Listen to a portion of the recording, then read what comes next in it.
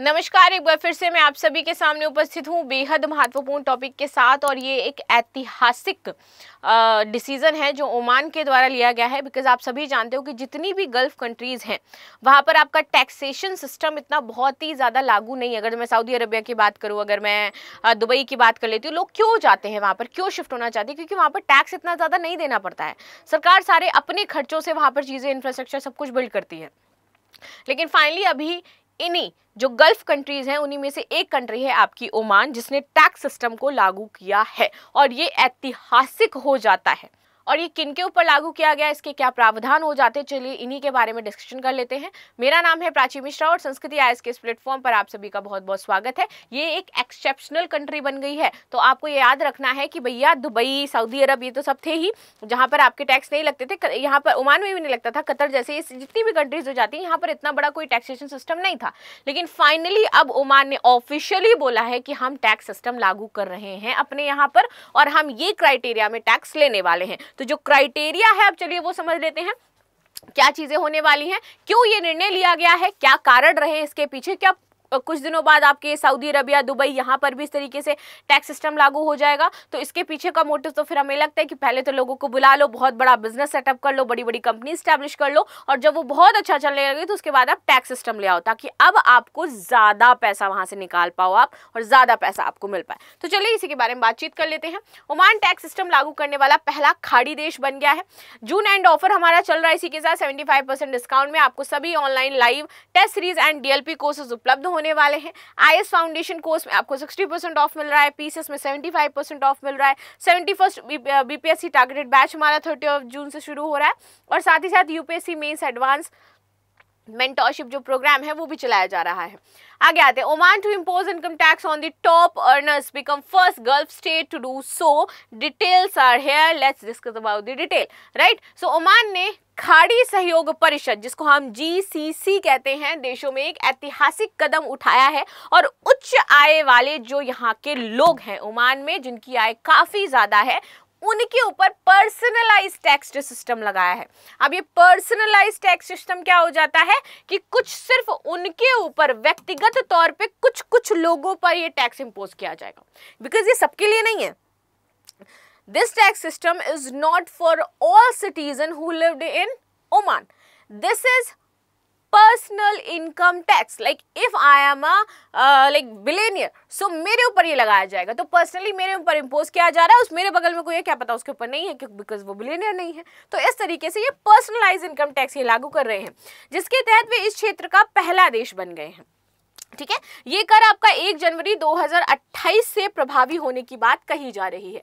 आयकर की संरचना और दायरा देखिए, कर की दर यहाँ पर 5% की दर से व्यक्तिगत आयकर लगाया जा रहा है।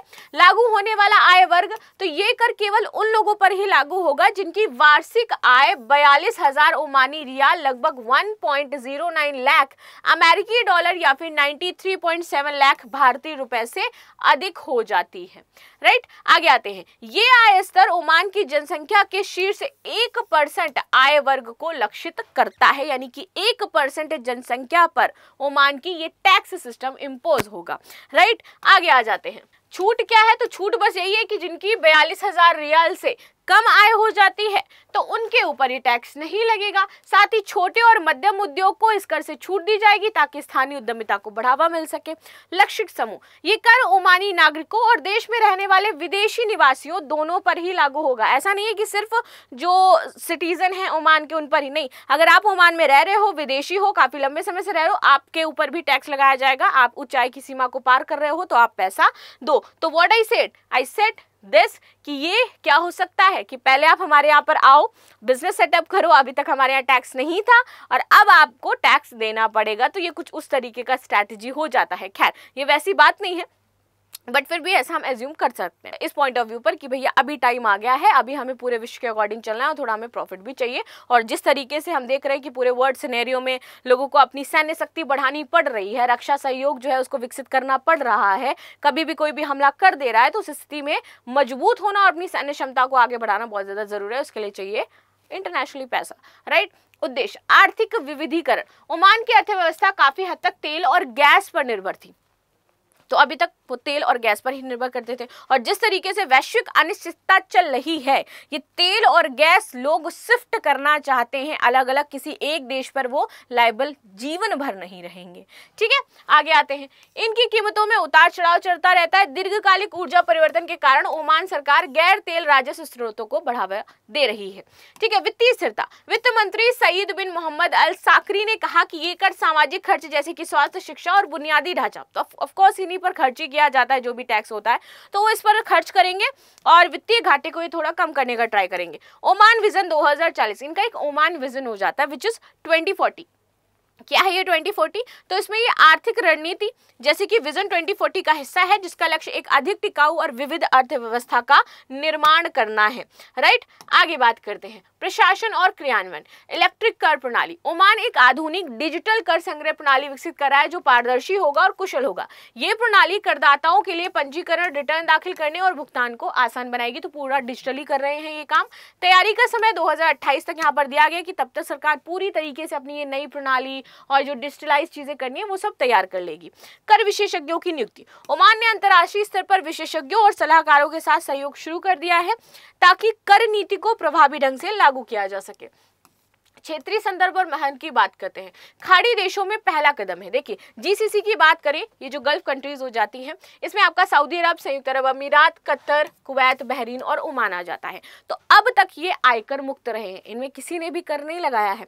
ये नीति विदेशी श्रमिकों, विशेष रूप से उच्च कुशल पेशेवर निवेशकों को आकर्षित करती थी और ये एक प्रमुख रीजन था कि लोग यहाँ पर सेटल होते थे, जाकर के काम करते थे। ठीक है, ओमान का ये कदम क्षेत्रीय स्तर पर एक नई मिसाल स्थापित कर सकता है और धीरे धीरे क्या पता कि ये सभी देश लागू कर ले। अन्य जीसीसी देशों पर प्रभाव। विशेषज्ञों का मानना है कि ओमान का यह कदम अन्य जीसीसी देशों पर भी आयकर लागू करने के लिए प्रेरित कर सकता है, खासकर उन देशों को जो तेल राजस्व पर निर्भरता कम करना चाहते हैं। उदाहरण के लिए सऊदी अरब, यूएई पहले से ही मूल्य वर्धित कर वैट लागू कर चुके हैं, लेकिन व्यक्तिगत आयकर अभी भी यहाँ लागू नहीं है। प्रतिस्पर्धात्मक प्रभाव। कुछ विश्लेषक हैं, उनका मानना है कि आयकर से ओमान की जो प्रतिस्पर्धा है उस पर असर पड़ सकता है, क्योंकि अन्य जीसीसी देश अभी भी कर मुक्त हैं। हालांकि सरकार ने कर की निम्न दर और सीमित दायरे से इसके प्रभाव को कम कर रखा है। आर्थिक और सामाजिक प्रभाव। आर्थिक प्रभाव की बात करें तो इससे क्या होगा, यहाँ के राजस्व में वृद्धि होगी और निवेश पर प्रभाव हमें देखने को मिल सकता है, क्योंकि कर की निम्न दर और सीमित दायरे के कारण विदेशी निवेश पर न्यूनतम प्रभाव पड़ने की उम्मीद है, ज्यादा प्रभाव नहीं पड़ेगा इस पर। तो सामाजिक समानता बनी रहेगी, लेकिन यहाँ पर केवल उच्च वर्ग पर ये लागू हो रहा है। तो जो असमानता है कि थोड़ा सा ये बहुत उच्च वर्ग है, ये निम्न वर्ग है, तो उसको भी कम करने में प्रयास मिलेगा। जागरूकता और स्वीकार्यता। ओमान की जनता और व्यवसायों को इस नई प्रणाली के लिए तैयार करना एक चुनौती होगी, क्योंकि उन्होंने कभी कर दिया ही नहीं है, उनको आदत नहीं है। हम भारतीयों को आदत हो गई है कि भैया इस पे इतना टैक्स लगेगा, भैया नमक पर भी टैक्स लगेगा, तेल पर भी लगेगा, और उसके बाद सड़क पे चलोगे तो वो भी लगेगा, खाओगे वो भी लगेगा, पता नहीं क्या क्या, जिस सीट पे बैठोगे जाकर के वो भी लगेगा। यानी कि सिटिंग भी आपकी टैक्स फ्री नहीं है आपके लिए। ठीक है, तो हमें तो आदत है, लेकिन लोगों को आदत नहीं है, तो इन्हें मनाना पड़ेगा कि भैया टैक्स दोगे तो आगे काम चलेगा। वैश्विक परिप्रेक्ष्य की बात करते हैं। कई विकसित और विकासशील देशों में व्यक्तिगत आयकर एक सामान्य प्रथा है, लेकिन जीसीसी देशों में इसकी अनुपस्थिति उनकी अर्थव्यवस्थाओं की एक विशिष्ट विशेषता रही है। ओमान का ये कदम इसे वैश्विक मानकों के करीब लाता है, जिससे विशेष रूप से उन देशों के साथ जो गैर तेल राजस्व पर ध्यान दे रहे हैं। अंतर्राष्ट्रीय मुद्रा कोष और विश्व बैंक जैसे संगठनों ने लंबे समय से जीसीसी देशों को कर सुधारों के लिए कहा था, लेकिन वो मान नहीं रहे थे। फाइनली अब ये कुछ अच्छा करते हुए दिखाई दे रहे हैं। कुछ इनके पास चुनौतियां जरूर रहने वाली हैं, जैसे कि जनता और व्यवसाय में कर के प्रति स्वीकार्यता नहीं बढ़ेगी, तब क्या होगा। कर चोरी रोकने के लिए मजबूत निगरानी प्रणाली से चाहिए होगी, और साथ ही साथ क्षेत्रीय प्रतिस्पर्धा बनाए रखने के लिए कर नीति को संतुलित भी करना पड़ेगा, क्योंकि इनके साथ अन्य भी देश हैं जीसीसी में जहां पर इन्होंने लागू नहीं कर रखे हैं कर। राइट, भविष्य की संभावना है, ये नीति सफल होती है तो जो ओमान है वो अन्य कर सुधार जैसे कि कॉर्पोरेट कर, संपत्ति कर पर विचार कर सकता है। अन्य जीसीसी देश इस मॉडल पर अध्ययन कर सकते हैं और वो भी अपने यहाँ पर लागू कर सकते हैं। यानी कि जल्द ही आपको कुछ एक्सेप्शंस जो दुनिया में दिखते थे कि यहाँ टैक्स सिस्टम नहीं है, वहाँ टैक्स सिस्टम फ्यूचर में ओमान को देख करके आ सकता है। बाकी आपका क्या कहना मुझे जरूर बताएगा। मिलते हैं नेक्स्ट क्लास में, तब तक के लिए धन्यवाद। लाइक शेयर सब्सक्राइब करना बिल्कुल भी ना भूलें, and thank you so much.